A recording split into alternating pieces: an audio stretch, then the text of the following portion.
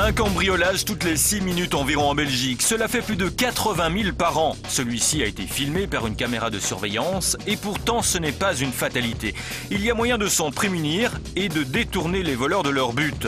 Certaines mesures peuvent facilement être mises en place. Pour les conseillers en prévention, comme Frédéric Vostier à Châtelet, la première mesure, c'est de vérifier le barillet de sa porte. Cette porte, en fait, reprend tous les éléments qu'il ne faut absolument pas voir pour qualifier une porte de sécurité. Notamment, vous avez un problème qui est récurrent, qu'on voit très souvent lorsqu'on se déplace en visite chez le particulier, c'est un cylindre débordant. C'est pas difficile à comprendre lorsque vous voyez ici ce cylindre qui a été forcé après une infraction.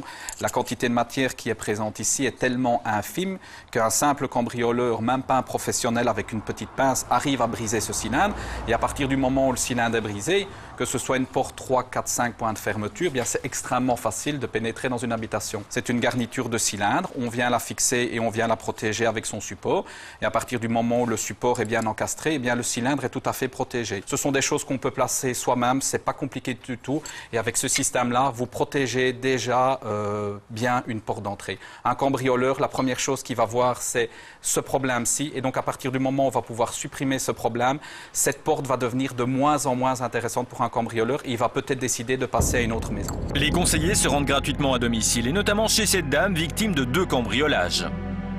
C'est un cambriolage qu'on va dire que nous on qualifie de cambriolage opportuniste puisqu'on s'est introduit via une fenêtre, si je me souviens bien, à l'étage où on avait simplement laissé un moustiquaire et donc évidemment pour un cambrioleur, c'est du pain béni. Donc ici, il n'y a pas eu de dégâts puisque bon, ça s'est limité juste à un moustiquaire. Mais il y en a eu un second où là, les voleurs ont fait le tour de la maison pour fracturer la porte-fenêtre. Depuis, des mesures ont été prises, trop tard peut-être, mais en tous les cas, pour que cela n'arrive plus.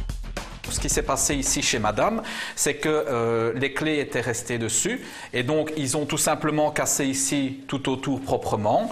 On a ouvert la serrure, on a actionné la poignée et on est rentré chez madame.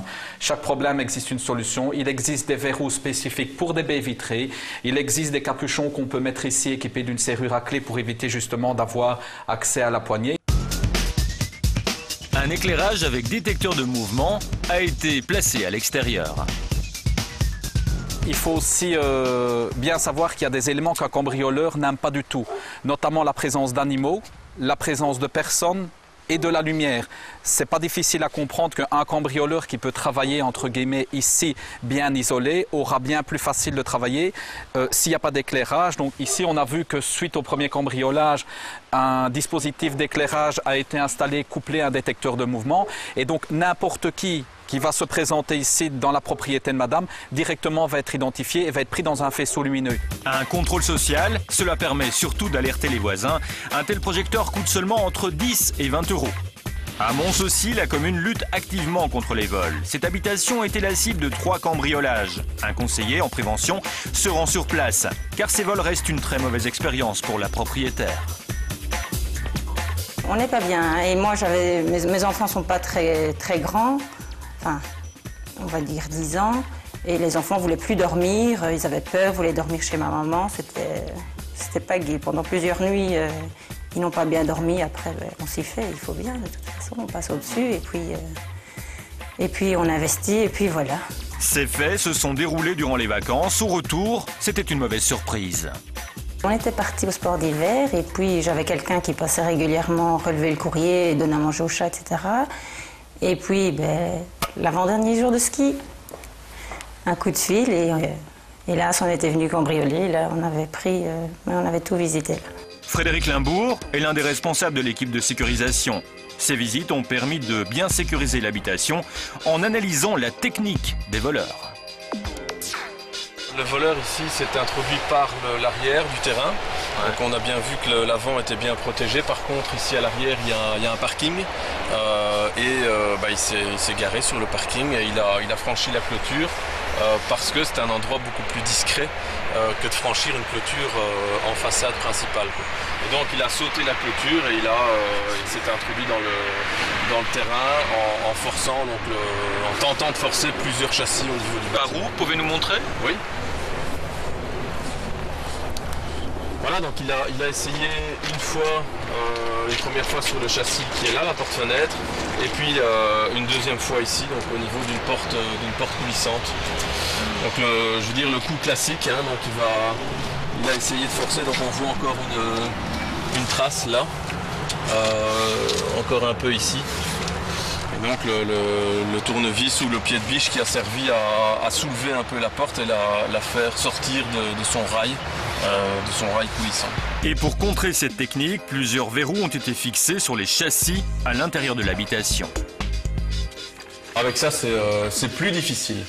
Comme on dit, c'est jamais impossible, mais on retarde encore une fois. C'est nettement plus difficile que s'il n'y a que ce genre de choses, donc la poignée qui pivote.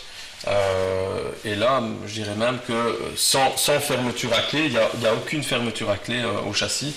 On pourrait quand même tenter de casser la vitre et de faire pivoter la poignée. Au-delà de ces mesures techniques, un conseil encore, mieux vaut permettre ici aussi aux voisins de voir ce qu'il se passe. Les haies trop hautes sont donc à déconseiller. Ici, on remarque en fait qu'il y a un bon portail. Ça limite déjà l'accès.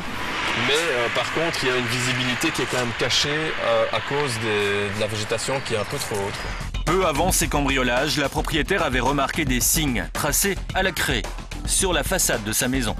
Ça représentait des croix avec des ronds, des chiffres. Vous avez regardé sur Internet après? On a regardé sur Internet, mais les signes que moi j'avais n'étaient pas repris via Internet. Mais d'après ce que disait le monsieur qui est venu nous installer l'alarme, chaque bande a ses signes propres à eux et il y en avait devant, il y en avait derrière, sur les côtés. Enfin, c'est impressionnant. Face à de tels signes, il est conseillé de les faire constater par la police, puis de les effacer bien sûr et de redoubler de vigilance. Quoi qu'il en soit, les moyens techniques permettent de retarder les effractions. Car un voleur se donne en moyenne 2 minutes pour pénétrer dans la maison. Après, en général, il abandonne. Quant à l'alarme, c'est un plus pour sécuriser son habitation. Il faut savoir que légalement, une alarme, elle peut sonner 3 minutes et qu'après 3 minutes, l'alarme, elle doit se couper.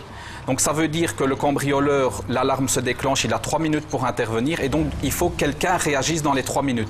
Donc moi, je conseille une alarme qui est quand même un investissement relativement important puisqu'il faut compter une alarme entre 1500 et 2000 € à peu près pour une habitation traditionnelle. Et donc se contenter d'une alarme, c'est plus suffisant. Les mesures fiscales permettent d'obtenir une déduction d'une partie de ces investissements en matière de sécurisation. Des primes sont aussi dans certains cas offertes pour permettre de mieux déjouer les plans des cambrioleurs.